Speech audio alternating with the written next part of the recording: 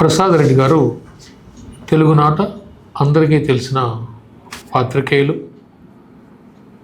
ముఖ్యంగా తెలుగునాట ఈనాడు నుంచి ఆయన జర్నలిజం వృత్తిలో ప్రవేశించి ఆ తర్వాత ఆంధ్రభూమిలో, ఆ తర్వాత క్యాపిటల్ మార్కెట్లో, ఆ తర్వాత వార్తలో సుదీర్ఘకాలం పనిచేశారు.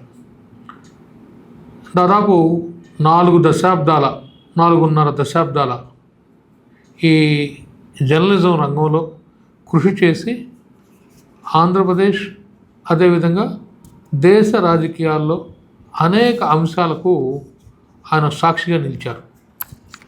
జర్నలిజం రంగంలో ఉండటం వల్ల అనేక మంది దగ్గరగా చూడగలిగారు, అనేక విషయాలు దగ్గరగా తెలుసుకొని పరిశీలించగలిగారు.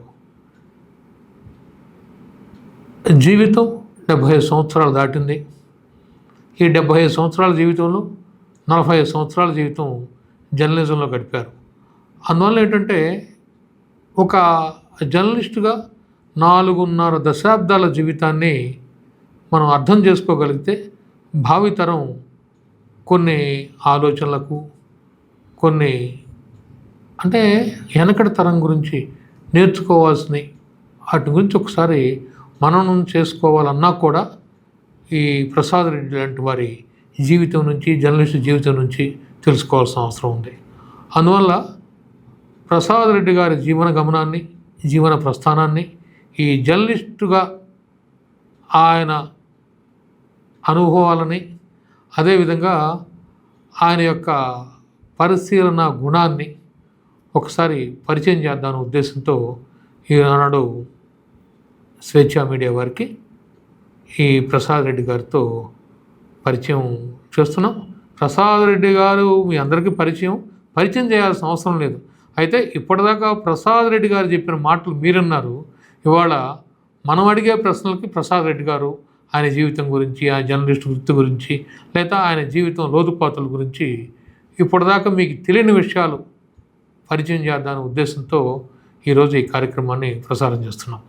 నమస్కారం అండి ప్రసాద్ రెడ్డి గారు. నమస్తే గోపిచంద్. ఇవాళ భారతదేశం స్వాతంత్రం సాధించి 75 సంవత్సరాలు పూర్తి చేసుకొని 100 సంవత్సరాల వైపు దూసుకెళ్తున్న సమయం. అయితే ఇదే సమయంలో మీరు కూడా మీ జీవితంలో 75 సంవత్సరాలు పూర్తి చేసుకొని 76వ సంవత్సరం కూడా పూర్తిగా వస్తుంది. ఇటువంటి సమయంలో అసలు ఈ 75 ఏళ్ల ప్రస్థానంలో, మీ జీవిత ప్రస్థానంలో కొన్ని విషయాలు ఈ తరం వాళ్ళకి తెలియకపోవచ్చు, లేదా మీ ఇంట్లోని మీ మనవాళ్ళకి, మీ పిల్లలకు కూడా తెలియని చాలా విషయాలు ఉండొచ్చు.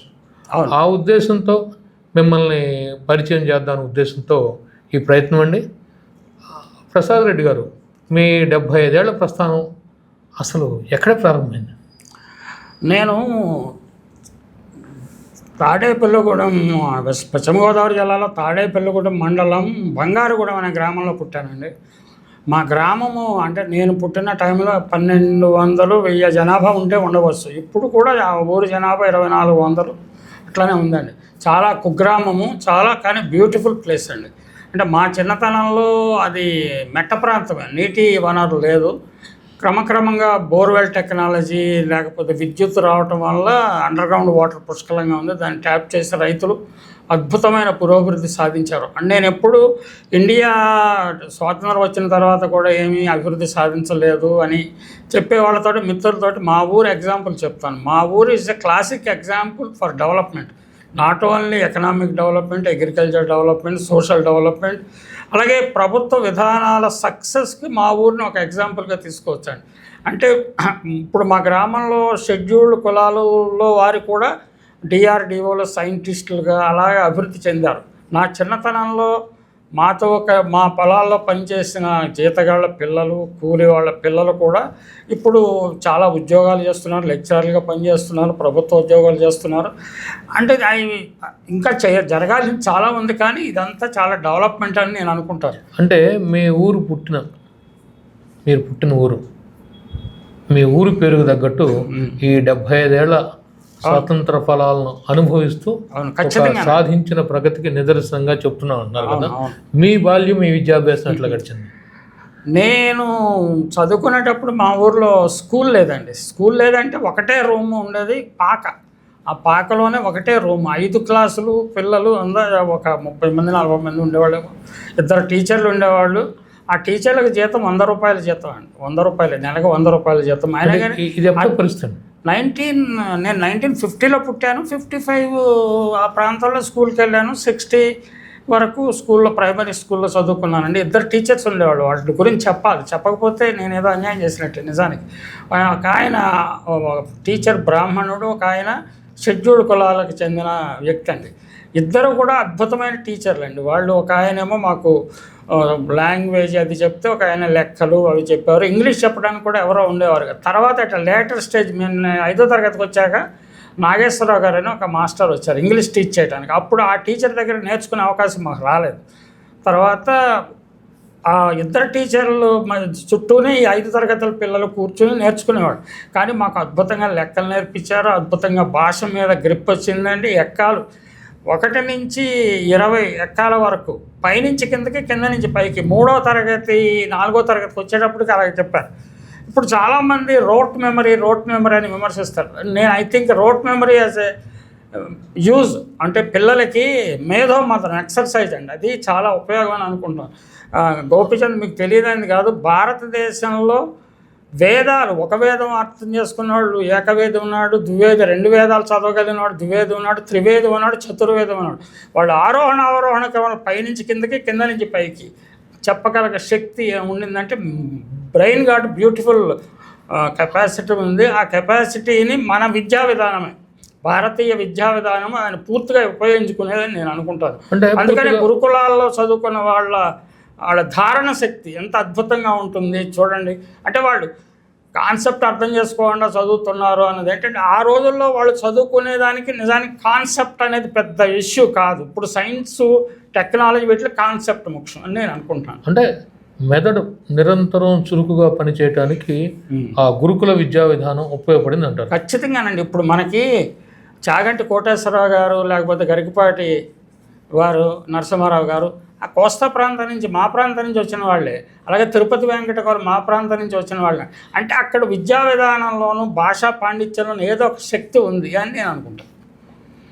తాడేపల్లిగూడానికి దాదాపు సుదూర ప్రాంతంలోనే 20 కిలోమీటర్లు సార్. 20 కిలోమీటర్లు. ఇప్పుడు వైఎస్ఆర్ హార్టికల్చర్ యూనివర్సిటీకి 8 కిలోమీటర్లు, వెంకటరమణ గూడానికి 7-8 కిలోమీటర్లు. మీరు 5వ తరగతి దాకా అక్కడ చదివారు. ఆ తర్వాత మీరు తాడేపల్లిగూడెం వచ్చారు. అవునండి. మా తర్వాత నా క్లాసులో చదువుకున్న వాళ్ళు చాలామంది స్కూల్ డ్రాప్ అవుట్స్ అంటారు కదా, పిల్లలందరూ చదువు మానేసేవారు. ఫ్యామిలీ బ్యాక్గ్రౌండ్స్, ఆర్థిక పరిస్థితులు ఉండేది కాదు. మా నాన్నగారికి విద్య మీద చాలా ఆసక్తి, అందువల్ల మా అన్నయ్య గారిని చదివించారు, నన్ను చదివించారు, మా సిస్టర్స్ని కూడా చదివించారు.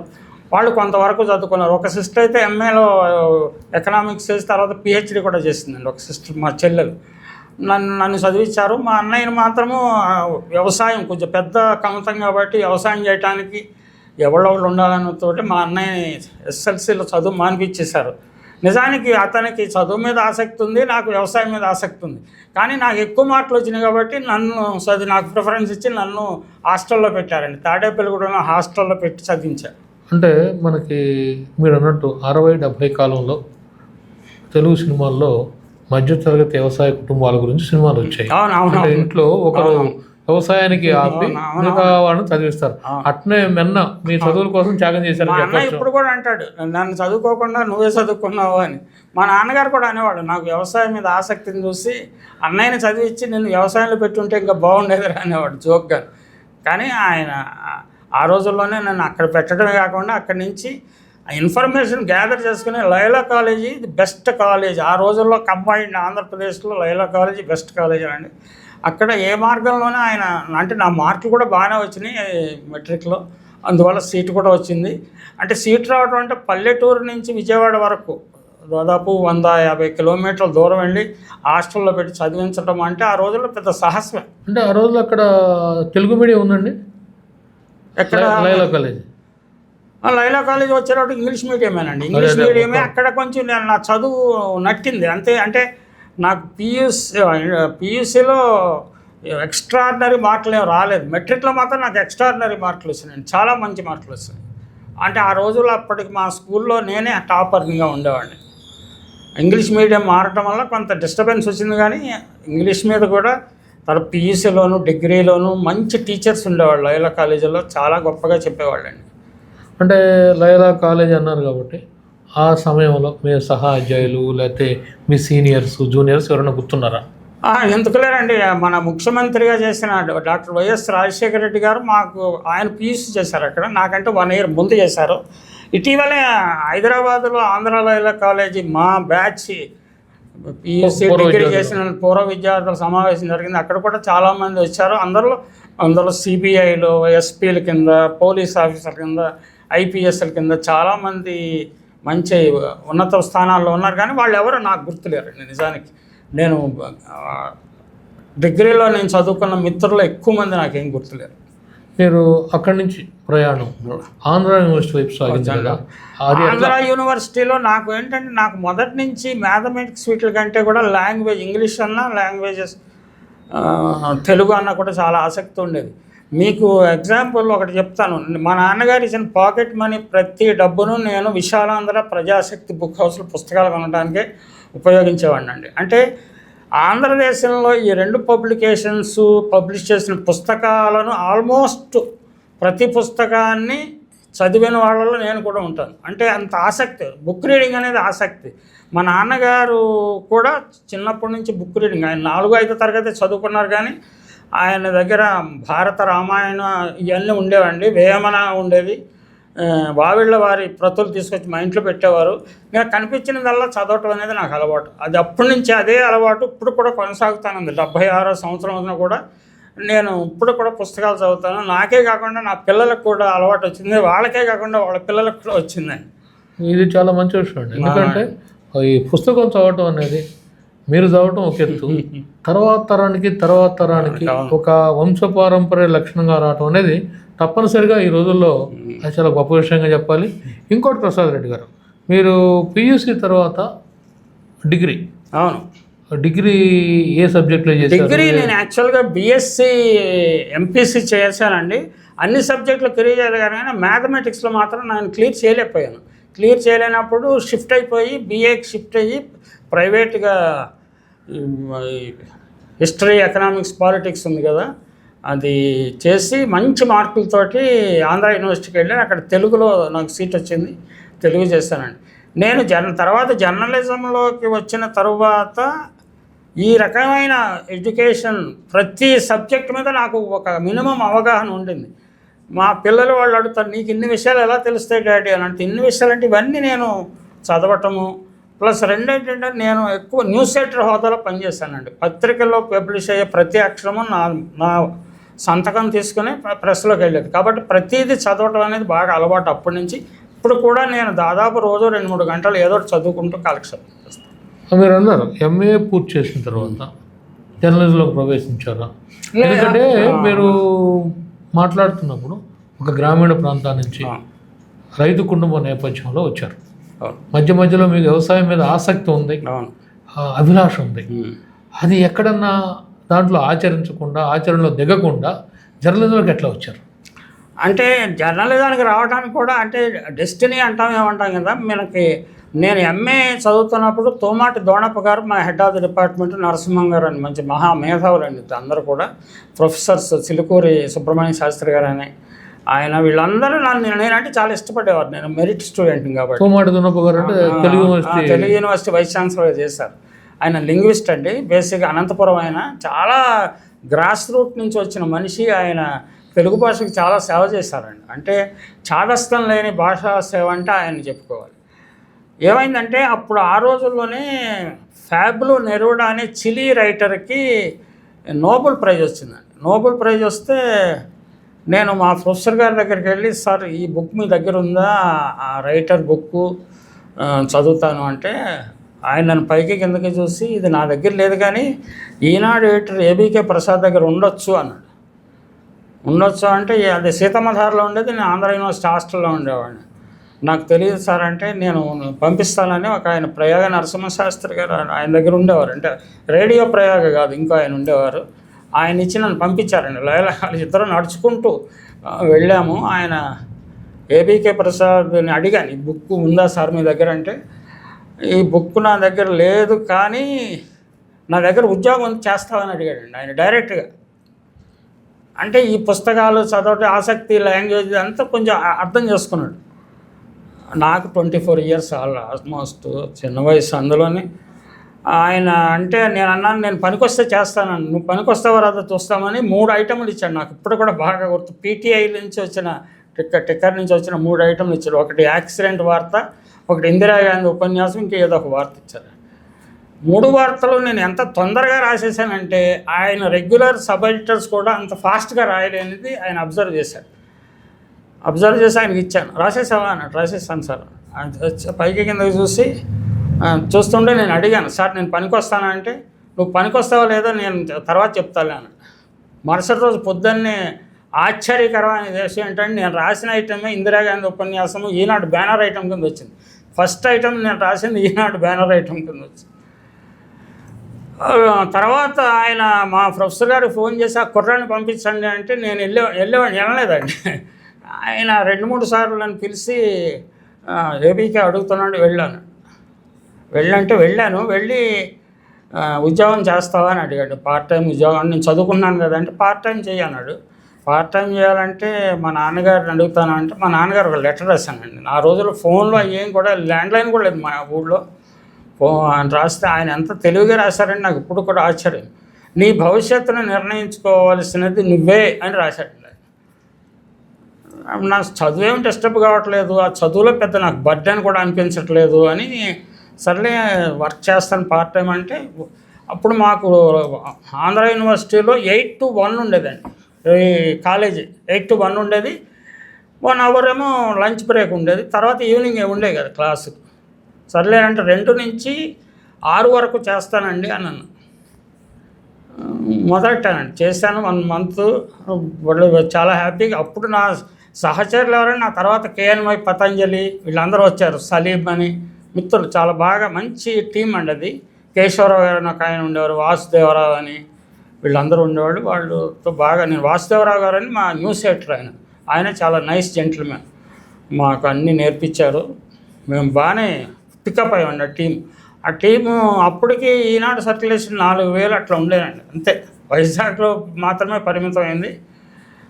అదే టైంలో తర్వాత ఇక్కడ హైదరాబాద్ ఎడిషన్ పెట్టినప్పుడు, హైదరాబాద్ ఎడిషన్లో సమ్మె జరిగిందండి. సమ్మె జరిగినప్పుడు క్రైసిస్ వచ్చింది. క్రైసిస్ వస్తే యూనిట్లో ఎవరైనా ఉంటే మంచి టాలెంటెడ్ పంపించమంటే నన్ను ఐడెంటిఫై చేసి నన్ను ఇక్కడికి పంపించడానికి ట్రై చేస్తే నేను మా ప్రొఫెసర్ గారి దగ్గరికి వెళ్ళాను. నాకు పిహెచ్డి చేయాలని ఉందండి, ఎంఏ. తర్వాత నేను ఎంఏ ఎడ్యుకేషన్లో జాయిన్ అయ్యానండి. అదే టైంలో ఎంఏ తెలుగు పూర్తి చేసి ఎంఏ ఎడ్యుకేషన్లో జాయిన్ అయ్యాను. ఆ ప్రొఫెసర్ గారు ఏం చెప్పారంటే, నువ్వు Vizag is a corner place, నువ్వు జర్నలిజంలో ఉన్నావు కాబట్టి నువ్వు హైదరాబాద్ వెళ్ళడం బెటరు. నువ్వు హైదరాబాద్ నుంచి ఢిల్లీ వెళ్ళాలి, ఢిల్లీ నుంచి న్యూయార్క్ వెళ్ళాలని చెప్పారు ఆయన చెప్పడం. ఇన్స్పైరింగ్గా చెప్పారు. నేను సర్లే ధైర్యం చేసి వచ్చేసానండి. ఇక్కడికి వచ్చి హైదరాబాద్ వచ్చాను. ఇక్కడ నాకు కొత్త ఇది. నిజానికి నేను ఎర్ర బస్సు ఎక్కా అంటారు చూడండి. వైజాగ్ పల్లెటూరు నుంచి విజయవాడ నుంచి వైజాగ్ నుంచి ఇక్కడికి వచ్చాను. వచ్చి ఇక్కడ లాంగ్వేజ్ కూడా కొత్త అండి. కొన్ని పదాలు నాకు అర్థమయ్యాయి కదా. కబ్జా అంటే ఏంటి, నల్ల అంటే ఏంటి, పదాలన్నీ అర్థమయ్యాయి కాదు. కానీ అందరికీ చెప్పాల్సిన పొజిషన్లో నేనే ఉన్నా. నేను ఎవరినైనా అడగాలంటే కొంచెం సిగ్గుపడే పరిస్థితి. ఏంటి మనకి ఇది చిన్నది తెలియదా అని. కానీ మొత్తం మీద అక్కడ కూడా సక్సెస్ఫుల్గా రామోజీరావు గారు నేను చాలా ఇష్టపడేవాళ్ళు. అందువల్ల చాలా ఇక్కడికి వచ్చింది, హైదరాబాద్ వచ్చింది 77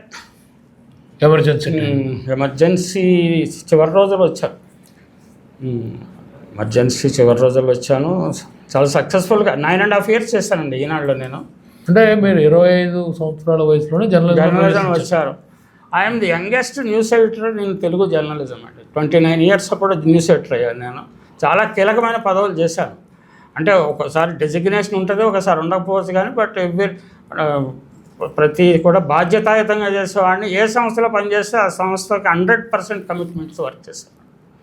మీరు ఒక 10 ఏళ్ళు 9.5 ఏళ్ళు ఈనాడులో చేసిన తర్వాత మళ్ళీ వేరే ఈనాడులో అంతా నాకు బాగానే ఉంది పరిస్థితి. అక్కడ నాకేమీ నెగిటివ్ లేదు. కానీ కొంచెము ఫ్రీడమ్ తక్కువేమన్న ఫీలింగ్ ఒకటి మాత్రం నాలో ప్రవేశించిందండి ఇక్కడ. అంటే చాలా రెగ్యులేటెడ్గా ఏదో బంగారు పంజరంలో లాగా ఉండింది అనేది అప్పుడే నాకు వేరే మ్యాగజైన్ ఏదో పెడవాలని కొంతమంది ఫ్రెండ్స్ కలిసి నిజానికి నాకు తెలియకపోవడం వల్ల నేను ఆ స్టెప్ తీసుకున్నాను. ఈనాడు రామోజీరావు గారు కూడా నువ్వు వెళ్ళొద్దు, ఇక్కడే ఉండు, నీకు మంచి భవిష్యత్తు ఉంటుందని కూడా చెప్పినా కానీ వినకుండా బయటకు వచ్చాక మ్యాగజైన్ టేక్ ఆఫ్ కాలేదు. కానీ అదే సమయంలో డక్కన్ క్రానికల్ గ్రూప్ నుంచి నాకు మంచి ఆఫర్ వచ్చింది. ఎంత ఆఫర్ అంటే మల్లారెడ్డి గారు వీళ్ళందరూ వెళ్ళిపోయారు, నాకు కూడా మంచి ఆఫర్ వచ్చింది. ఎంత ఆఫర్ అంటే నా ప్రొఫెసర్కి 1800 జీతం ఉంటే ఆ రోజుల్లో నాకు 2800 జీతంతో నాకు ఆఫర్ ఇచ్చారండి. నేను అక్కడి నుంచి వెళ్ళిపోయాను. రామోజీరావు గారు కూడా వెళ్ళొద్దని చెప్పారు కానీ నాకేం రిగ్రెట్స్ లేవండి. ఈనాడులో మానేయటం కానీ ఇంకో చోట కానీ నా కెరీర్ మూమెంట్లో ఎక్కడా నాకు అసంతృప్తి లేదు. ప్రతిసారి జంప్ తోటి ప్రమోషన్ తోటి బయటకు వెళ్ళాను. ఈనాడుకి నుంచి క్రానికల్ గ్రూప్కి వెళ్ళినా, ఆంధ్రభూమి న్యూస్ ఎడిటర్ వెళ్ళాను నేను, లేకపోతే అక్కడి నుంచి క్యాపిటల్ మార్కెట్కి వెళ్ళినా, లేకపోతే అక్కడి నుంచి వార్తకి వెళ్ళినా, ప్రతిసారి కూడా మంచి జంప్ తోటే వెళ్ళాను. నో రిగ్రెట్స్ ఫర్ ఏదో ఎక్కడో మానేశాను, అనవసరంగా తొందరపడినాను. నా కెరీర్లో ప్రత్యేకత ఏంటంటే గోపి, చాలామంది ఏబీకే ప్రసాద్ కాడి నుంచి ఆల్మోస్ట్ చిన్న జర్నలిస్ట్ వరకు ప్రతి వాడికి కెరీర్లో గ్యాప్స్ ఉంటాయి. ఉద్యోగం వెళ్ళిపోవటము, లేకపోతే తొలగించబడటము, అసంతృప్తి బయటికి రావటం, ఇలాంటి గ్యాప్స్ ఉంటాయి. నేను మొత్తం దాదాపు 45 years continuous service without even one day break. And every lift, every change నాకు లిఫ్ట్ తోటే వచ్చింది. మంచి ప్రోగ్రెస్ కనిపించింది. అంటే నాకు దానికి కారణం ఏంటంటే నా హార్డ్ వర్క్, నేను సిన్సియారిటీ అనేది ఒక బ్రాండ్ ఇమేజ్ క్రియేట్ అయిందని నేను అనుకుంటాను. ఇక్కడ ఒక విషయం అండి, చెప్పండి. తెలుగు జర్నలిజంలో మీరు విద్యార్థి దశలోనే ప్రవేశించారు, ఆ తర్వాత వచ్చారు. ఇక్కడ ఏంటంటే ఒక సంస్థ నుంచి ఇంకో సంస్థకి వెళ్ళారు, అది ఓకే. తర్వాత కాలంలో హఠాత్తుగా మీరు బిజినెస్ జర్నలిజం, క్యాపిటల్ మార్కెట్ అంటే టోటల్గా బిజినెస్ జర్నలిజం కదా, అంటే అది కొత్తగా వస్తున్న సమయం అయి ఉంటుంది ఆ రోజుల్లో. దానికి ఎట్లా వెళ్ళగలిగారు? అంటే దాని మీద ఎట్లా ఫ్యాషన్ ఒకటి ఉండాలి కదా. నేను మరి చదువుకున్న దాంట్లో ఎకనామిక్స్ కూడా ఉంది కదా, నేను బిఏలో ఎకనామిక్స్ కూడా చదువుకున్నాను. ప్లస్ అది నాకు ఎంఏ ఎడ్యుకేషన్లో కూడా ఎకనామిక్స్ అనేది స్ట్రాంగ్ బేస్ ఉందండి. స్టాటిస్టిక్స్ నాకు స్ట్రాంగ్ బేస్ ఉంది. నేను యాక్చువల్గా తెలుగు పత్రికల్లో లిబరలైజేషన్తో పాటు బిజినెస్ వార్తలు ప్రాముఖ్యత వచ్చింది. ఆ ప్రాముఖ్యత వచ్చినప్పుడు మా మేనేజ్మెంట్ని అడిగానండి, దీనికి మనం ఒక స్పెషల్ పేజీ పెట్టాలి, దీనికి ప్రత్యేకంగా ఏర్పాటు చేయాలంటే నువ్వే చూడు అని నన్ను ఒత్తిడి చేశారు. అంటే దానికి అదనపు బాధ్యతగా దాన్ని అప్పగించారండి. అదనపు బాధ్యత కాకపోతే నేను తీసుకున్నాను, ఛాలెంజింగ్గా తీసుకున్నాను. That attracted attention of capital market, Bombay based paper. అంటే ఈ ప్రయోగం ఆంధ్రభూమిలో చేశారు? ఆంధ్రభూమిలో చేశాను. బట్ నా మార్కెట్లో నాకు బయట పరిచయాలు, కార్పొరేట్ హెడ్స్, సిఇఓలు, ఎండీలు, వీళ్ళందరూ చైర్మన్లు. అలాగే అదే టైంలో నాకు టీవీ ఛానల్స్లో ఈ వివిధ అంశాల మీద డిస్కస్ చేసే అవకాశం వచ్చింది. మా మేనేజ్మెంట్, భారత మేనేజ్మెంట్ నన్ను డిస్కరేజ్ చేసింది, వెళ్లకుండా రిస్ట్రైండ్ లేదండి. అంటే ఆంధ్రభూమి నుంచి క్యాపిటల్ మార్కెట్కి వెళ్ళాను. క్యాపిటల్ మార్కెట్లో 1.5 year ఏదో క్యాపిటల్ మార్కెట్లో ఈ స్టాక్ మార్కెట్ భూమి తగ్గిపోయిన దశలో వాళ్ళు క్యాపిటల్ మార్కెట్ లాంగ్వేజ్ ఎడిషన్స్ అన్నీ తీసేయాలని నిర్ణయించుకుని మీరు ఒక 3 months టైంలో కొత్త ఉద్యోగం తీసుకోమని చెప్పారు. నేను 3 months కదండి, ఇవాళే నేను రిజైన్ చేస్తున్నానని అప్పటికప్పుడే రిజైన్ చేశాను. నేను రిజైన్ చేశానని తెలిసి వార్త నుంచి నాకు కాల్ వచ్చింది, మీరు మా ఆర్గనైజేషన్లో చేరండి అని. మంచి ఎలివేషన్ తోటి అక్కడ కూడా వచ్చింది. అది అదృష్టం, కొంత నా కృషి, నా బ్రాండ్ ఇమేజ్ దీనివల్ల జరిగిందండి. అది అంటే క్యాపిటల్ మార్కెట్ దాదాపు 1.5 సంవత్సరం చేశారు కదా? 1.5 సంవత్సరాలు చేశానండి. దాంతో ఎక్కువ ఏంటంటే ప్రతి నెల బాంబే వెళ్ళాల్సి వచ్చేది. నాకు మంచి ఎక్స్పోజర్ వచ్చిందండి. Economics, business, corporates, how profit is the driving force, how corporates misuse banking sectors, financial sector. నాకు చాలా లెర్నింగ్ ప్రాసెస్ అండి. మంచి అవగాహన వచ్చింది. అందువల్ల నేను ఏ అంశానైనా అర్థం చేసుకోను, బిట్వీన్ ది లైన్స్ నాకు అర్థం అవుతుంది. అలాగే నేను రెగ్యులర్గా అప్పటి నుంచి బిజినెస్ లైను, ఎకనామిక్ టైమ్స్ ఇవన్నీ చదవటం అనేది నాకు అధ్యయనం. నేను చాలామంది బిజినెస్ జర్నలిస్ట్ని తయారు చేశానండి. నేను అది ప్రవేశించడమే కాకుండా it's new sect of people. ప్రవేశపెట్టాను. వాళ్ళు వివిధ రంగాల్లో ఇప్పుడు రాణిస్తున్నారు. ఇప్పుడు మీరు క్యాపిటల్ మార్కెట్ నుంచి వార్తకు వచ్చాను. వార్త బిజినెస్ ఎడిటర్గా వచ్చారు. వార్త బిజినెస్ ఎడిటర్గానే వచ్చాను. కానీ అక్కడ ఏంటంటే మల్టిపుల్ టాస్క్ చేయాల్సి వచ్చేది.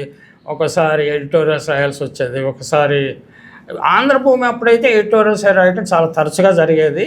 చాలా రిపోర్టర్స్ ఇన్ఛార్జ్గా ఉండటం ఇవన్నీ బాధ్యతలు ఉండేవి.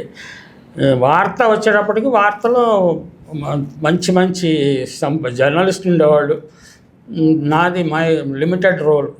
కానీ నాకు గుర్తింపు నేను రాసిన వ్యాసాలు, నేను రాసిన ఇవి, అలాగే అప్పుడే టీవీలో నేను మాట్లాడే మాటలు నాకు మంచి గుర్తింపు తీసుకొచ్చాయి. మేబీ మీ అటెన్షన్ కూడా నేను అప్పుడే వార్తలో ఉన్నప్పుడే కాదు కానీ అట్లా. అంటే ముఖ్యంగా మీరు ఇన్నేళ్ల జర్నలిజంలో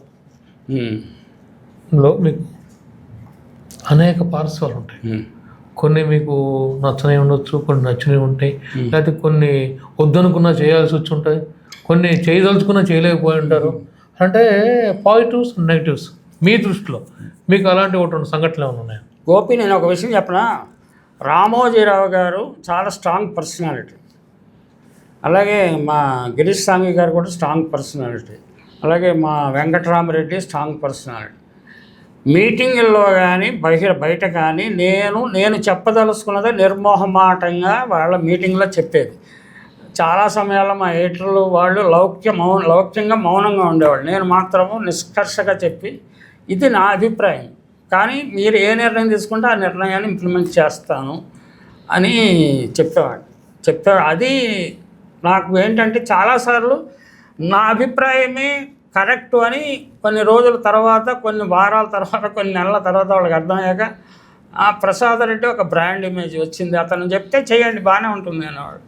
అలాగే అన్ని పత్రికలు, దాదాపు అన్ని పత్రికల్లో agriculture related issues, statistical related issues, ఏమైనా సంపాదకులకు డౌట్ వచ్చినా, ఇంకోటి డౌట్ వచ్చినా ప్రసాద్ రెడ్డి గారు ఫోన్ చేసి ఏంటండి ఇదని అడిగేవాడు. మీకు హనుమంతరావు గారు, మీకు డిఎన్ఎఫ్ హనుమంతరావు గారు తెలుసు కదా, సతీష్ వాళ్ళ ఫాదర్, ఆయన కూడా తరచుగా నాకు ఫోన్ చేసి, అంటే ఆయన ఆ వయసులో కూడా ఇంకా నేర్చుకోవాలనే తప్పన ఆయనలో ఉండటం అనేది నాకు ఆశ్చర్యం అనిపిస్తుంది. ఫోన్ చేసి అడిగేవారు అదేంటండి ఇదేంటండి. అంటే బిజినెస్ నుంచి తర్వాత వ్యవసాయ రంగం పట్ల కూడా, అంటే వ్యవసాయ నేపథ్యంతో రావటం వేరు, వ్యవసాయం చేయాలనుకున్నారు.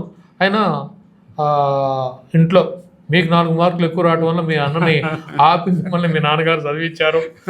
వీటన్నిటి కారణాల వల్ల మీరు వ్యవసాయం మీద కూడా, అంటే వ్యవసాయ రంగానికి సంబంధించిన అనేక అంశాల మీద విశ్లేషణ పెరిగిందంటారు. అది దాని ప్రభావం ఉందంటారు. నేను అబ్జర్వ్ చేసింది ఏంటంటే, తెలుగు పత్రికా రంగంలో కానీ, ఇంగ్లీష్ పత్రికా రంగంలో కానీ చాలా లబ్ధప్రతిష్ఠులైన వారికి కానీ వ్యవసాయంలోని అన్ని డైమెన్షన్స్ అర్థమైన వాళ్ళు దాదాపు లేనే లేరు. నా అదృష్టం ఏంటంటే, నేను డెల్టా ప్రాంతమైన ఆంధ్ర ప్రాంతం నుంచి వచ్చాను. అక్కడ వ్యవసాయం మంచి చెడ్డలు పరిస్థితులు తెలుసు. అలాగే నేను తెలంగాణ అమ్మాయిని పెళ్లి చేసుకోవడం వల్ల తెలంగాణలో కూడా నాకు కొంచెం అత్తవారి భూమి ఇవ్వటం వల్ల ఆ భూమి వ్యవసాయం పని పరిస్థితులు తెలుసు, రైతుల పరిస్థితులు తెలుసు. అలాగే నేను ఎకనామిక్స్ చదువుకోవడం వల్ల అగ్రి ఎకనామిక్స్ నాకు అవగాహన ఉంది. ఈ అన్ని అంశాలని నా అనుభవాన్ని జోడించి, అంటే పాలసీ మేకర్స్ అనండి, రాజకీయ నాయకులు కానండి, లేకపోతే ప్రైస్ అగ్రికల్చర్ కమిషన్కి కానీ ఇలాంటివి ఉపయోగపడే అనేక రకాల సమాచారాన్ని నేను క్రోడీకరించి పబ్లిష్ చేసేవాడిని. నేను ఎక్కడికి వెళ్ళినా రైతులతో ఇంటర్వ్యూ చేసి, రైతులు మా బ్రదర్సే మంచి ఫార్మర్స్ అండి, వాళ్ళు వెరీ ప్రోగ్రెసివ్ ఫార్మర్స్. అంటే మీకు పామ్ ఆయిల్ ఇండియాలో ప్రవేశపెట్టినప్పుడు మొట్టమొదట డీబీటీ అంటే డిపార్ట్మెంట్ ఆఫ్ బయోటెక్నాలజీ వాళ్ళు దాన్ని ప్రవేశపెట్టి ప్రోగ్రెసివ్ ఫార్మర్స్ కోసం వెతుక్కున్నప్పుడు ఆ ప్రోగ్రెసివ్ ఫార్మర్స్లో మా బ్రదర్స్ కూడా ఉన్నారండి. మా కజిన్స్, మా బ్రదర్స్ వీళ్ళందరూ ఫస్ట్ ఫేజ్లోనే దాన్ని స్వీకరించి వెస్ట్ గోదావరిలో అద్భుతంగా పామ్ ఆయిల్ సక్సెస్ కావడంలో మా పాత్ర కూడా ఉంది. ఆ విధంగా ఏంటంటే ఇన్నోవేషను, అన్నీ కొత్తని స్వీకరించడం ఇవన్నీ ఉన్నాయి కాబట్టి ఈ కొత్త విషయాలు ఇవన్నీ సమగ్రంగా. నిజానికి మన దేశం దురదృష్టం ఏంటంటే ఐఏఎస్ లేకపోతే రాజకీయ నాయకులు చాలామందికి వ్యవసాయం మీద అవగాహన లేదండి. వాళ్ళకి నిజంగా సానుభూతి ఉండొచ్చు కానీ అవగాహన ఉండి ఈ సమస్యను ఎట్లా పరిష్కరించాలని తెలియదు. అలాంటి అనుభవం ఉండి, సానుభూతి ఉండి, సమస్య పరిష్కరించగల పొజిషన్లో ఉన్న నాయకుల్లో డాక్టర్ రాజశేఖర రెడ్డి గారు ఒకరు. అందువల్ల ఆయన చాలా వ్యవసాయదారులకి అనుగుణమైన అనేక పథకాలు పెట్టేవాడు. వాటిని నేను ఆకర్షితున్నాను. నేను చాలా వ్యాసాలు రాశాను. దాన్ని కూడా అందులో కొన్ని అంశాలను ఆయన స్వీకరించాడని నాకు తెలుసు. అంటే ముఖ్యంగా మీ అనుభవంలో మామూలు జర్నలిస్ట్గా ప్రవేశించారు అంటే తెలియకుండానే ప్రవేశించారు జర్నలిజంలో వద్దామని మీరు రాలేదు. నేను ఆసక్తి పెరిగిన తర్వాత నేను 88లో అంటే 75లో నేను జర్నలిజం ప్రవేశించిన. 89లో నేను ఉస్మానియా యూనివర్సిటీలో నేను డక్కన్ క్రానికల్లో ఉద్యోగం చేస్తూ ఉస్మానియా యూనివర్సిటీలో BCJ bachelors in communication, MCJ masters in communication చేశాను. రెండిట్లో నాకు గోల్డ్ మెడల్స్ వచ్చినాయి. ప్రతి 2 వాటిలో గోల్డ్ మెడల్స్ వచ్చినాయి. నేను తెలుగు జర్నలిజం మీద రాసిన పేపర్ మీద మా ప్రొఫెసర్ బషీరుద్దీన్ కామెంట్ చేశాడు, ఇంత మంచి పేపర్ మా యూనివర్సిటీలో ఎప్పుడు రాలేదు అని. నేను యాక్చువల్లీ ఈ wanted it to be displayed in a notice board. How అంటే నేను అప్పటికే చాలా కాలం అందులో ఉన్నాను కాబట్టి ఆ స్థాయిలో నేను రాయగలిగాను అని నేను అనుకుంటాను. ముఖ్యంగా జర్నలిస్ట్గా రావటం వల్ల అనేక అంశాల మీద అవగాహనతో మీకు నచ్చిన పంధాలు ఒక సమగ్రమైన అవగాహనతో మీరు ఉద్యోగాన్ని నిర్వర్తించటం వల్ల మీ రంగంలో మీకు ఒక బ్రాండ్ ఇమేజ్ ఏర్పడిందని మనం చెప్పచ్చు. అయితే తర్వాత కాలంలో మీరు రాజకీయ విశ్లేషకుడిగా మారారు. రాజకీయ విశ్లేషకుడిగా మారిన సందర్భంలో మీరు అన్నిటికీ అతీతంగా ఉన్నారా? అంటే ప్రసాద్ రెడ్డి మాట్లాడుతుంటే ఈయన దీనికి ఫరగా మాట్లాడతాడు, ప్రసాద్ రెడ్డి మాట్లాడితే దీనికి ఆయన వ్యతిరేకంగా మాట్లాడతారు. ఎందుకంటే గతానికి ఇప్పటికి భిన్నం ఏమిటంటే ఇదివరకు బ్రాండింగ్ ఒక బ్రాండ్ అనేది దాని గురించి మాట్లాడుకునే ముందు ఒక విషయం చెప్పాలండి నేను. అంటే వ్యవసాయం గురించి అజ్ఞానం ఏ స్థాయిలో ఉండిందంటే జర్నలిజం వాళ్ళకి వరి చెట్లు అని రాసే జర్నలిస్టులు అంటే 30 ఏళ్ళు 40 ఏళ్ళు జర్నలిజంలో ఉండే ఒక ఆయన నాకు వరి చెట్లు అని రాసుకుని వచ్చాడండి. వరి చెట్లు ఆయన ఎవరంటే ఒక ప్రముఖ పాత్రికేయుని కుమారుడు. అంటే వాళ్ళిద్దరి తండ్రి కొడుకుల వయసు అనుభవం దాదాపు 50 ఏళ్ళు ఉంటుంది. అంటే వరి నారు అనే పదం తెలియకుండా వరి చెట్లు అనే పదాన్ని అంటే ఆ స్థాయిలో అగ్రికల్చర్ గురించి అజ్ఞానం ఉంది. ఇప్పుడు మీరు అడిగిన ప్రశ్నకు నేను సమాధానం చెప్తానండి. ఏంటంటే నేను ఆంధ్రప్రదేశ్ విభజనను గట్టిగా వ్యతిరేకించిన జర్నలిస్ట్. అంటే నేను పాపులర్ స్టాండ్స్ ఎప్పుడు తీసుకోను. నాకు నచ్చినది స్టాండు, నాకు అవగాహన ప్రకారం నేను మాట్లాడతాను. నేను చేపట్టిన అనేక అంశాలను నేను విఫలం కావచ్చు కానీ నేను ఎప్పుడు చింతించలేదు. రాష్ట్ర విభజన తప్పు జరిగిందని నేను ఇప్పుడు కూడా నమ్ముతున్నాను. రాష్ట్ర విభజన వల్ల తెలుగు ప్రజలు, తెలుగు భాష, తెలుగు సంస్కృతి నష్టపోయిందని, తెలుగు వాళ్ళ ఐడెంటిటీ లేకపోతే అది దెబ్బతింటుందని, ప్రాముఖ్యత నశించిపోయిందని, ఢిల్లీలో చేతులు కట్టుకుని నిలబడే పరిస్థితి వచ్చిందని కూడా నేను నమ్ముతున్నాను. నేను ఊరికే నమ్మటం అంటే నేను ఊరికే నా అభిప్రాయం కాదు అది. ఆఫ్టర్ లాంగ్ స్టడీ నేను అది నిర్ణయించుకున్నాను. ఫర్ ఎగ్జాంపుల్ ఆంధ్రప్రదేశ్లో అనేక జిల్లాలు ఉన్నాయి కదా, జిల్లాల తలసరి ఆదాయము దాదాపు ఒకటే. పశ్చిమ గోదావరి జిల్లా తలసరి ఆదాయము, మహబూబ్ నగర్ తలసరి ఆదాయం ఒక్కటే. ఇది ఎంతమందికి తెలుసండి? చదువుకున్న వాళ్ళకి తెలుసా, జర్నలిస్టులకు తెలుసా, రాజకీయ నాయకులకు తెలుసా? నేను వార్తల వ్యాసాలు రాశాను దీని మీద. చుక్కా రామయ్య గారు ఫోన్ చేశారు నాకు, ఇది ఎలా డేటా అంటే నేను bureau of economics and statistics ఆధారంగా డేటా కలెక్ట్ చేసి డేటాని అనలైజ్ చేసి వార్త ప్రచురించారు. మీకు నచ్చకపోయినా నా డేటాని, ప్రభుత్వ డేటాని మీరు కొట్టేయలేరు కదా. నా అభిప్రాయం మీకు నచ్చకపోవచ్చు కానీ నేను చెప్పింది కరెక్టే కదా. అలాగే వ్యవసాయము అభివృద్ధి, ఇప్పుడు మీకు పశ్చిమ గోదావరి చాలా వరి రంగంలో అద్భుతమైన, నేను నల్గొండ జిల్లా వరి రంగంలో అద్భుతమైన ప్రగతి సాధించింది అంటాను నేను. అలాగే మొక్కజొన్న ఉత్పత్తిలో కరీంనగర్ ఆంధ్రప్రదేశ్లోనే అత్యధిక ఉత్పత్తి సాధిస్తుందని నేను చెప్తాను. అది అబద్ధమా? కాదు కదా, అది నిజం. కానీ మీ పెర్సెప్షన్ ఏంటి? ఏదో గోదావరి జిల్లాలకే ఇది. అలాగే ఇంకొక విషయం కూడా చెప్పాలి. మాకు కరువు, నీళ్లు లేవు, అది లేదు, ఇది లేదు, మీరు చాలా ఖర్చు పెట్టారు.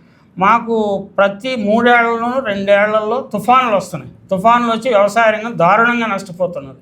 దాన్ని ఎవరు కాంపెన్సేట్ చేస్తారు? ఇలాంటి ఇష్యూస్ రైజ్ చేయడం అనేది కొంతమందికి ఇబ్బంది వల్ల కొంతమంది రకరకాల మాటలు నేను I don't take this criticism at all. నన్ను చాలా టీవీ ఛానల్స్ వాళ్ళు ఇది ఆంధ్రప్రదేశ్ విభజన సమయంలో నేను I'm the only voice fighting against division of the state అంటే ఫోర్స్ఫుల్లీ. మిగిలిన వాళ్ళందరూ ఏదో రాజకీయాల కోసం, వాళ్ళు ఏదో ఆస్తులు కాపాడుకోవడం కోసం ఇవన్నీ చేసేవాడు. నాకు 1-2 బెదిరింపులు కూడా వచ్చి నేను పెద్ద కేర్ చేయలేదు. అవి ఇప్పుడు మాట్లాడుకోవడం కూడా అనవసరము. ఏంటంటే ఈ రాష్ట్ర విభజన వల్ల మంచి జరిగిందా అంటే నేను మంచి జరగలేదని ఇప్పుడు కూడా అనుకుంటాను. ఉమ్మడి రాష్ట్రం ఇంకా అద్భుతంగా అభివృద్ధి సాధించేది. అలాగే ఇంకేంటంటే మీకు పొలిటికల్ అనాలిసిస్ అంటే నాకు కొన్ని నమ్మకాలు ఉన్నాయి. అంటే ఎవరైతే వ్యవసాయ రంగాన్ని, ఎవరైతే గ్రామీణులకి మంచి చేస్తారో వారే సరైన నాయకులు, పేదలకు ఎవరైతే సహాయం చేస్తారో వాళ్ళే సరైన నాయకులు అని నమ్ముతారు. వాళ్ళు ఎవరైనా ఎన్టీ రామారావుకి ఆయన రాజకీయ ప్రచారం చేసినప్పుడు దాన్ని ఫీచర్ చేసిన వాళ్ళని నేనే. ఎన్టీ రామారావు ఫోటోలు ఫస్ట్ పేజీలో స్నానం చేస్తున్న ఫోటోలు వేసింది నేనే ఈనాడులో. రామోజీరావు గారు వద్దని చెప్తే కూడా ఆయన్ని కన్విన్స్ చేసిన వాడిని నేనే. అంటే దానికి విమర్శ వస్తే విమర్శను నేనే స్వీకరించాలి. కాబట్టి నాకు ఎన్టీ రామారావు పట్ల అభిమానం లేదు అని.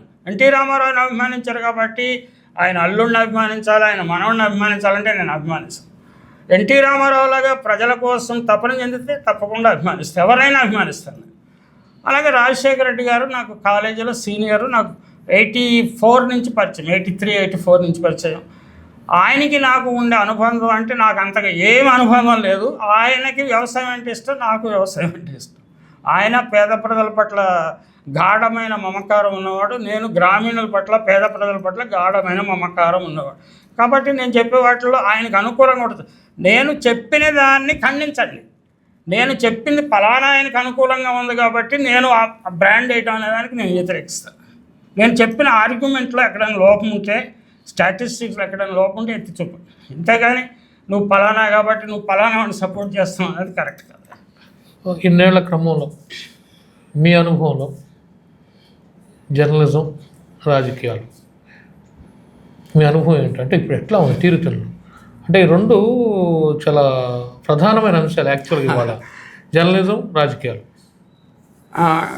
మీరు మంచి ప్రశ్న అడిగారు. నేను ఫస్ట్ 25 years జర్నలిజంలో చాలా ఎంజాయ్ చేశాను. అంటే మేము ఏదో ప్రజాసేవ చేస్తున్నాము, సమాజ సేవ చేస్తున్నాము, రాజకీయ మార్పులకి, సంస్కరణలకి చేస్తున్నాము అని అనుకునేవాళ్ళం. The last 10-15 years we're over staying in this profession నేను అనుకుంటాను. అంటే ఈనాడుతో నా కెరీర్ స్టార్ట్ అవడం వల్ల నేను ఈ 50 సంవత్సరాలు I witness to the development, political developments and media developments also. Media development రాజకీయాల కంటే కుళ్ళిపోయింది మీడియా వ్యవస్థ అని అనుకుంటాను నేను. మీడియా వ్యవస్థ అలా కుళ్ళిపోవడానికి రాజకీయ వ్యవస్థ, కాంట్రాక్టర్ల వ్యవస్థ, there is no journalism at all. To be very frank, మీరు వాడిని బ్రాండ్ చేయడం, వీళ్ళని, అసలు జర్నలిజం అనేది చచ్చిపోయిందని నేను అనుకుంటున్నాను. అంటే వాళ్ళ రాజకీయాలు అంటే ఇదివరకు గతంలో మీరు ఒక 50 సంవత్సరాలు ఈ వృత్తిలో కొనసారు కాబట్టి అప్పుడు జర్నలిస్ట్కి, రాజకీయ నాయకులు లేదా రాజకీయ పార్టీలకు ఉన్న సంబంధాలకి ఇప్పటికీ అంటే నేను ఎప్పుడూ డెస్క్ జర్నలిజము లేకపోతే ఆఫీస్లో ఉండే పనే కానీ బయటికి వెళ్ళడం చాలా తక్కువ. నేను అలా అని కలవకుండా అని లేనండి. ఇప్పుడు ఎప్పుడన్నా ఎవరైనా నన్ను పిలిపిస్తేనే వెళ్ళేవాడిని. ఇప్పుడు కూడా అంతే. నేను ఎవరిని, ఏ రాజకీయ నాయకుడిని కానీ, ఏ చోటా మోటా లీడర్ని కానీ ఎప్పుడు కలవలేదు. ఇక భవిష్యత్తులో కూడా కలిసే ఉద్దేశం ఏం లేదు. నాతో ఏదైనా పని ఉంటే వాళ్ళు నా దగ్గరికి వస్తే నేను మాట్లాడతాను. అంతేకాక నేను వెళ్ళి వాళ్ళని ఫేవర్స్ అడగటము లేకపోతే వాళ్ళ చుట్టూరు భజనలు చేయటం అనేది it is foreign to my nature. అసలు నేను నా జీవితంలో ఎప్పుడు నేను చేయను కూడా. కాకపోతే ఏంటంటే జర్నలిజం ఎలా దిగజారిపోయిందో మనకు తెలుసు.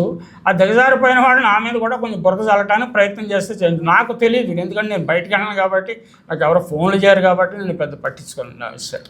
అంటే అప్పటికి ఇప్పటికీ, అంటే మీరు జర్నలిజంలో ప్రవేశం నాటికి ఇప్పటికీ కొత్త మార్పు అవుతుంది. అంటే ఛానల్స్ ఎక్స్ప్లోజర్.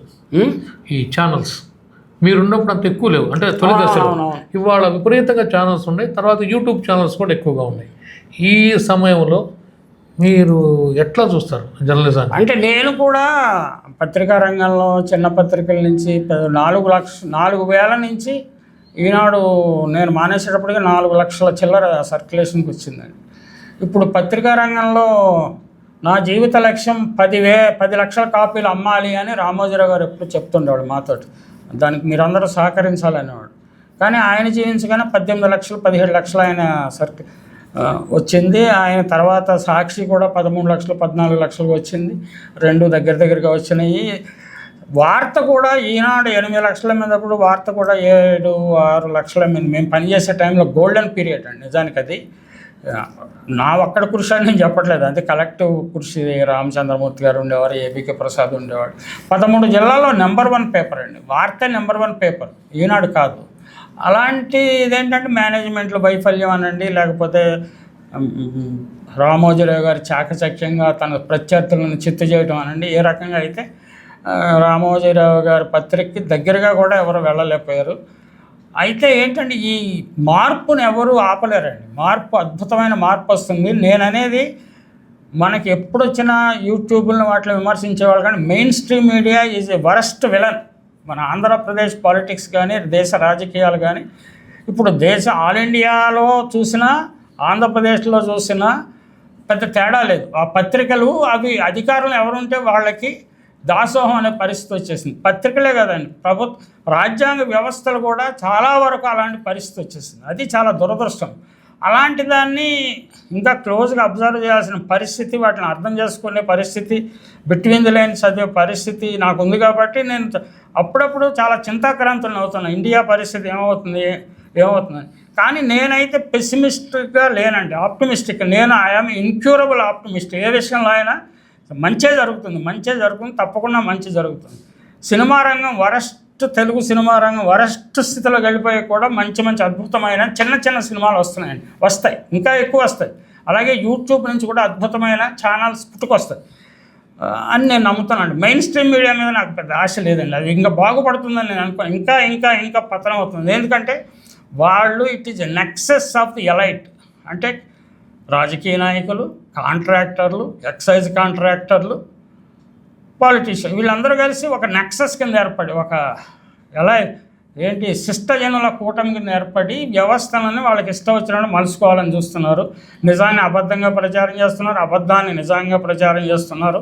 ఇది చాలా దురదృష్టకరమైన పరిస్థితి. ముఖ్యంగా ఏంటంటే ఆ పాతకాలపు జర్నలిజం వాసనలు ఉన్న వాళ్ళకి ఇప్పుడు ఇంకా ఐ థింక్ మాది ఫేడింగ్ జనరేషన్, ఎలాగో వయసు కూడా అయిపోయింది, కొంతకాలం మేము వీటిని భరించాల్సింది తప్పదు.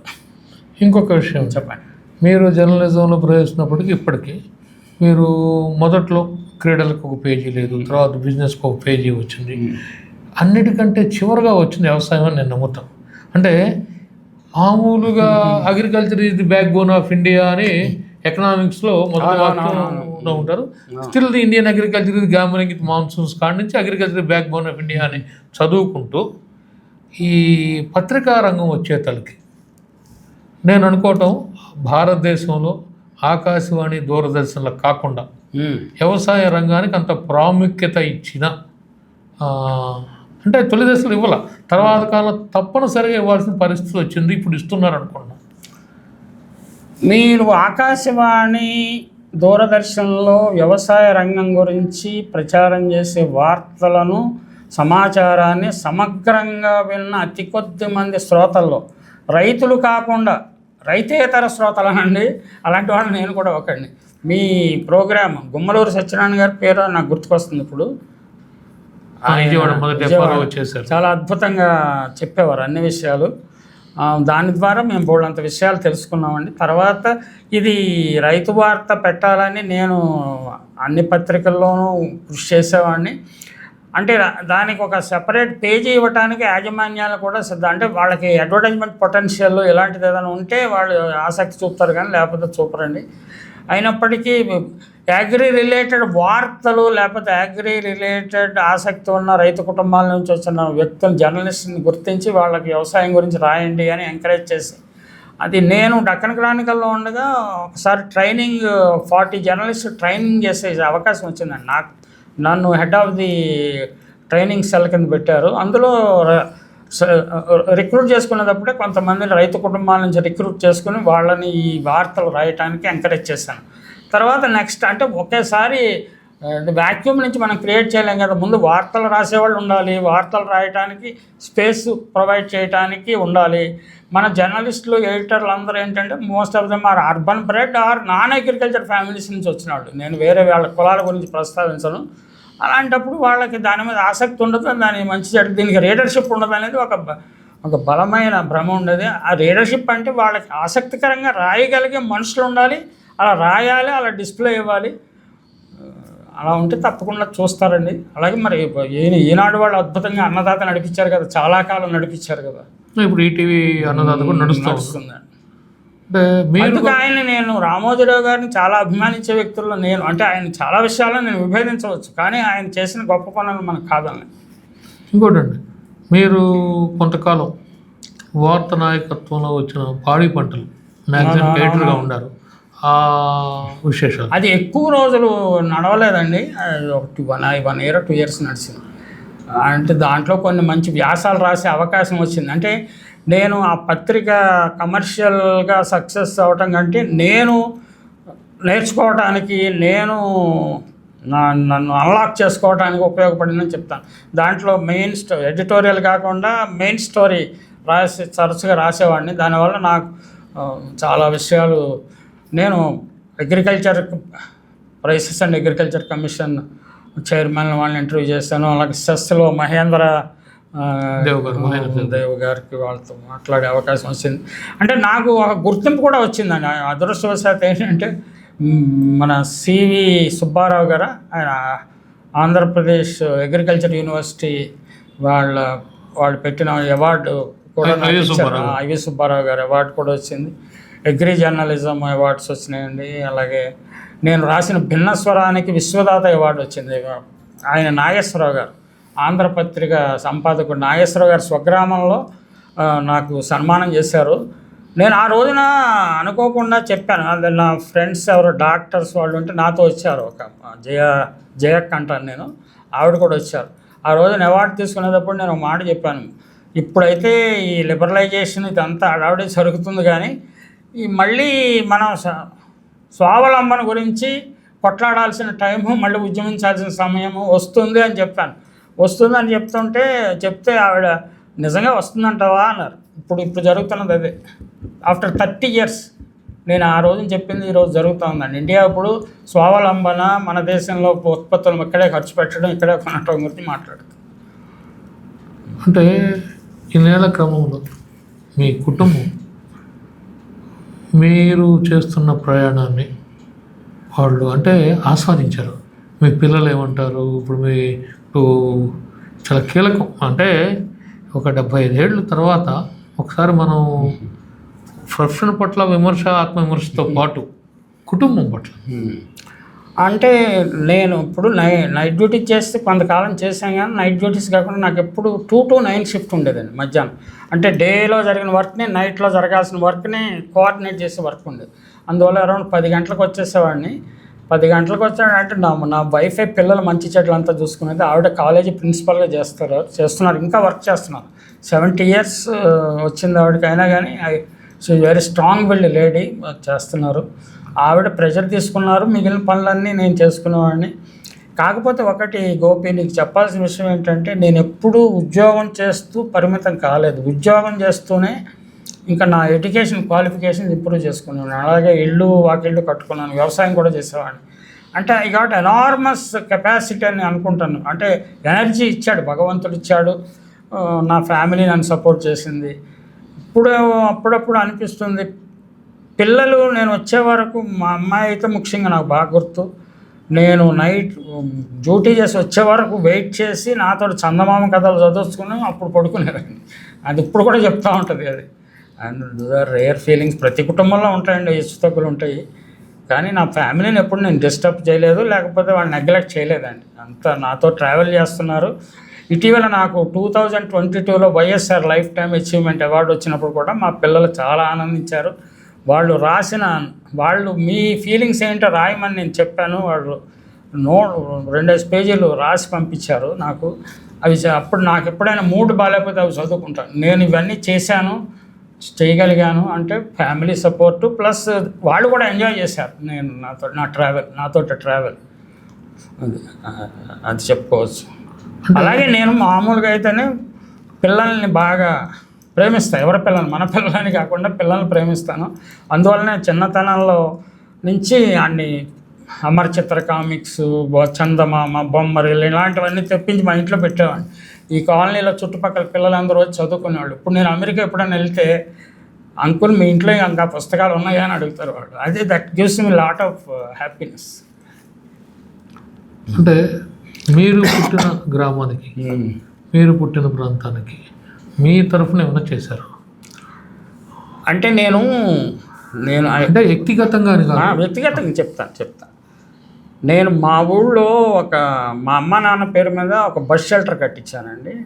అలాగే ఫంక్షన్స్ అయ్యేటప్పుడు వాటర్ స్టోర్ చేసుకోవటానికి లేకపోతే ట్రాన్స్పోర్ట్ చేసుకోవటం ఇబ్బంది అవుతుంది అనేది గుర్తించి ఒక ట్యాంకర్ బహుకరించాను. అలాగే నాకు పిల్లలంటే ఇష్టం అని చెప్పా కదా, మా ఊరు స్కూల్లో ఒక 1.5 lakh పెట్టి ఒక స్టేజీ కట్టించాను పిల్లలకి, డయాస్ ఫోరం కల్చరల్ యాక్టివిటీస్కి దానికి చేశాను. అలాగే మా అమ్మ నాన్న పేరు మీద అక్కడ అవార్డు కూడా పెట్టాను బెస్ట్ అవుట్ గోయింగ్ స్టూడెంట్కి. ఇలాంటివి చేశానండి. ఇంకా మా ఊరు వాళ్ళు ఏదైనా చిన్న సహాయాలు కావాలంటే అడుగుతుంటారు. విషయం ఏంటంటే మా పిల్లలు కూడా దే ఇన్కల్కేటెడ్ దిస్ హ్యాబిట్. మా అమ్మాయికి 2 ఆడపిల్లలు. She adopted 2 more kids. వాళ్ళ చదువుకయ్యే ఖర్చు అంతా ఆమె భరిస్తుంది. అమెరికాలో ఉంటారు వాళ్ళు. ఇప్పుడు అమెరికాలో ఉన్నారు, ఆస్ట్రేలియా సిటిజన్స్ యాక్చువల్గా. ఇలాంటివి ఏదో మంచి పనులు మనకు చేతనైంది చేస్తూనే ఉన్నారండి పిల్లలు.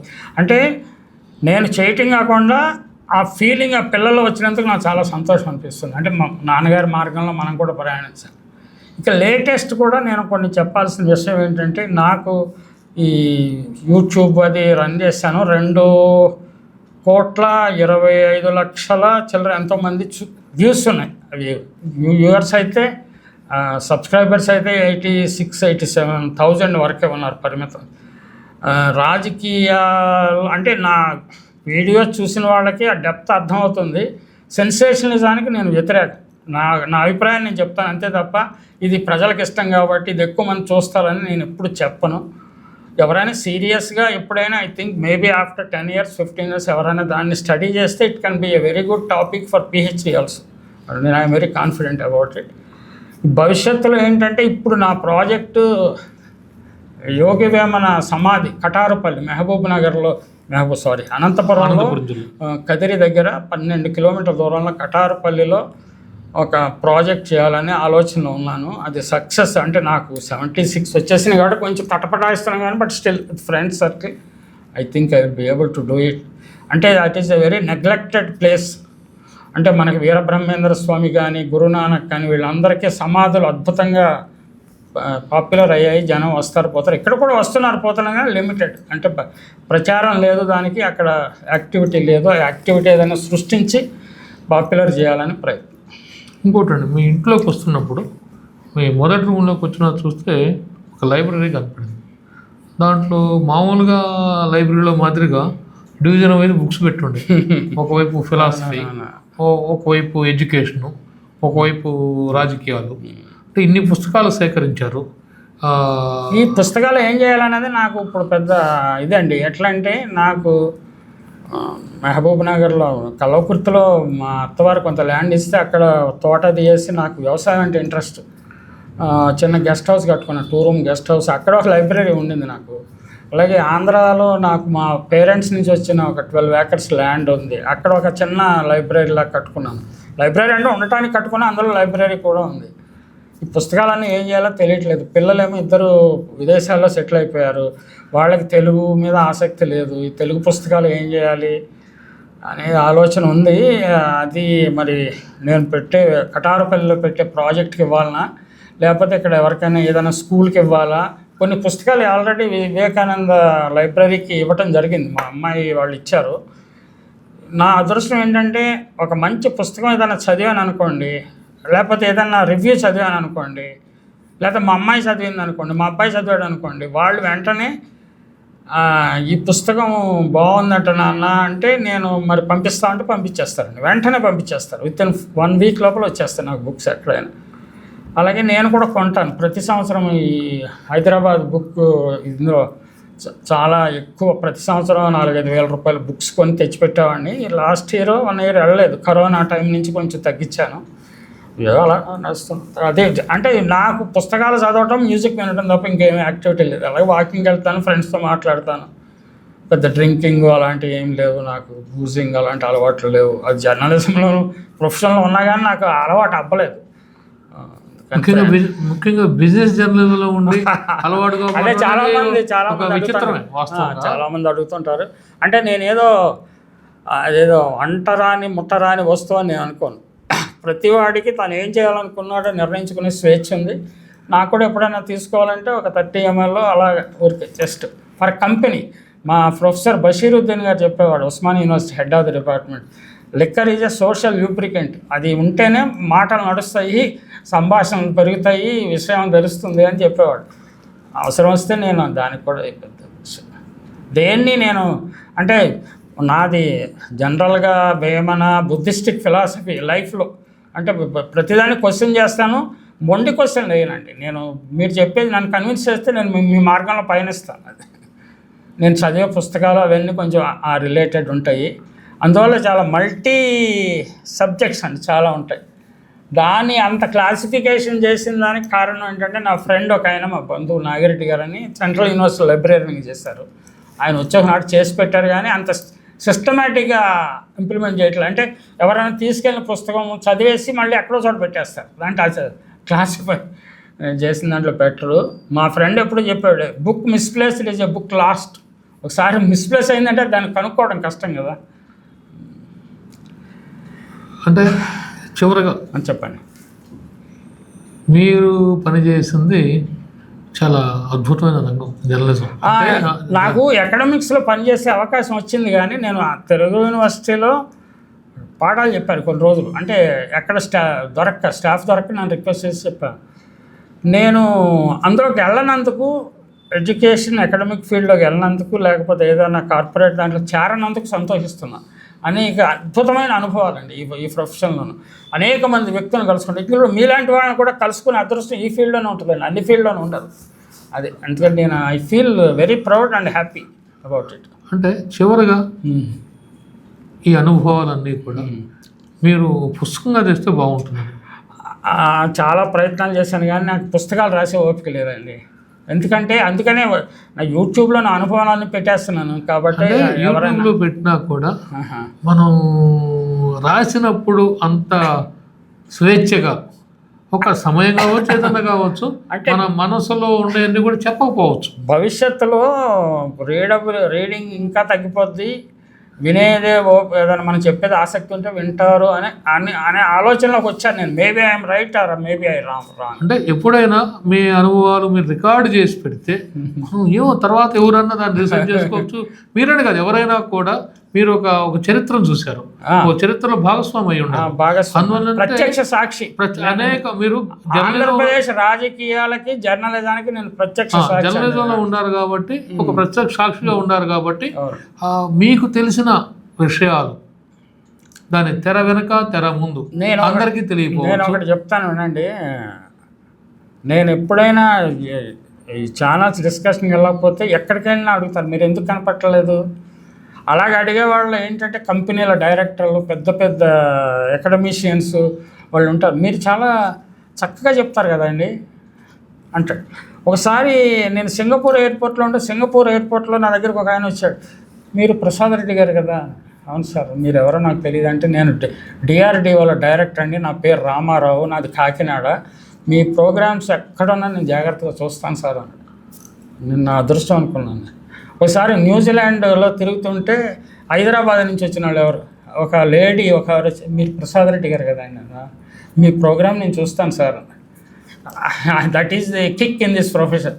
అంటే అటన్నిటినీ కూడా ఒకసారి రికార్డ్ చేస్తే బాగుంటుందని మాలో అంటాడు ఆశ. అంటే అందరికీ ఆ శక్తి ఉండదు. నాకు ఇంకా ఇప్పుడు అది నా టైంని ఇంకా వేమన ప్రాజెక్ట్ మీద స్పెండ్ చేయాలని అనుకున్నానండి. మనం ప్రాక్టికల్గా చేయాల్సింది చేసాము. ఇక ఏదన్నా ఒక పర్మనెంట్ స్టాంపింగ్ ఉండాలి, మన ముద్ర ఉండేది. ఆ ప్రాజెక్ట్ సక్సెస్ అయితే I will be very happy. మీకు మిగిలిన ఒకే ఒక కోరిక జీవితంలో, వేమన తపోవనాన్ని కటారుపల్లిలో ఏర్పాటు చేసి దాన్ని సక్సెస్ఫుల్గా, అంటే నాది అక్కడ ఆల్టర్నేటివ్ థింకింగ్, ఇండిపెండెంట్ థింకింగ్ అనేది డెవలప్ చేయాలి. ఇప్పుడు ఏంటంటే నేరో థింకింగ్ ఎక్కువైపోతుంది ప్రజల్లో, అంటే అది మతం అనండి ఇంకేది ఏదైనా సరే. బ్రాడ్ థింకింగ్, ఇప్పుడు మీరు చెప్పేదాంతో నేను ఏకీభవించకపోవచ్చు, కానీ మీకు చెప్పే హక్కు ఉందని నేను గుర్తించాలి ముందు. అలాంటి ఆలోచన యూత్లో, అంటే ఈ సోషల్ మీడియా, ఈ ఆల్గారిథమ్స్ వచ్చిన తర్వాత ఎదటి వాళ్ళ అభిప్రాయాన్ని రెస్పెక్ట్ చేసే లక్షణం తగ్గిపోతుంది. అది దాన్ని కాపాడుకోవాల్సిన అవసరం ఉన్నది. లేకపోతే ఏంటంటే people will become more narrow minded. ఇది చాలా ప్రమాదకరం అండి భవిష్యత్తు. మీరు అనుకున్నట్లు మీ చివరి కోరిక కూడా సఫలమై మీ జీవితం, అంటే జర్నలిస్ట్ జీవితం పూర్తిగా సఫలం కావాలని, మీ చివరి స్వప్నం కూడా నెరవేరాలని కోరుకుంటూ నమస్కారం అండి. Thank you very much Gopi. నీతోటి పరిచయం చేయటము, నీ ద్వారా ఇంటర్వ్యూ తీసుకోవడం కూడా నాకు హ్యాపీగా ఉంది. నువ్వు కూడా on your own you are an expert in agriculture and journalism. నీ ద్వారా ఇంటర్వ్యూ అంటే ఇంటర్వ్యూ చేయడానికి ఎవరైనా యాంకర్ని వాళ్ళని అడిగితే చేస్తారు, లేకపోతే వాళ్ళు అడిగే ప్రశ్నలు ఎలా ఉంటాయో నాకు తెలుసు. అందువల్ల నేను మీతోటి చేయించుకోవాలి interview. The message of my life lessons అంటారు మా పిల్లలు ఎప్పుడు, ఇది లైఫ్ లెసన్స్ మాకు బాగా నేర్పించాడు అంటే maybe this will be also useful for. Thank you sir. Thank you. ఇంతవరకు మీరు ప్రసాద్ రెడ్డి గారి జీవన ప్రస్థానం, ప్రసాద్ రెడ్డి గారి జీవన ప్రస్థానం అంటేనే ఆయన జర్నలిస్ట్ ప్రస్థానం, ఈ అంశం గురించి, లేకపోతే ఈ అంశం గురించి ఆయనతో అనేక కోణాల గురించి నేను అడిగిన ప్రశ్నలకి వారు సమాధానాలు ఉన్నారు. వీటిల్లో రోజు ప్రసాద్ రెడ్డి గారి తన యూట్యూబ్ ఛానల్ ద్వారా చెప్పే అంశాలకు కొన్ని భిన్నంగా ఉండుంటాయి. అంటే ఇంతవరకు ఆయన గురించి తెలియని అంశాలు కొన్ని తెలిసాయి.